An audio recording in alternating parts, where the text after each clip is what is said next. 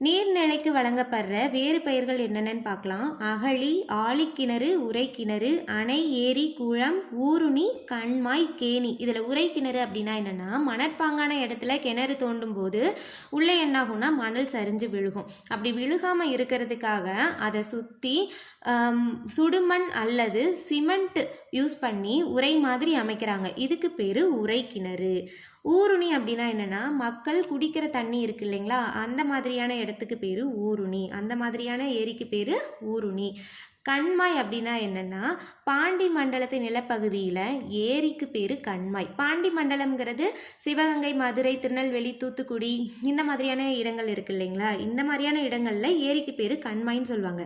பேச்சு வழக்கில் இதுக்கு பேர் கம்மாய் அப்படின்னு சொல்லுவாங்க. அப்போ எழுத்து வழக்கில் சரியான எழுத்து வழக்கு கண்மாய். கேணிங்கிறதுக்கு கிணறு அப்படிங்கிறது பொருள் நமக்கு தெரியும். இந்த கண்டென்ட் உங்களுக்கு யூஸ்ஃபுல்லாக இருந்திருக்கும்னு நினைக்கிறேன். இது மாதிரி நிறைய பார்க்குறதுக்கு என்னோட இந்த சேனலை சப்ஸ்கிரைப் பண்ணிக்கோங்க. தேங்க்யூ.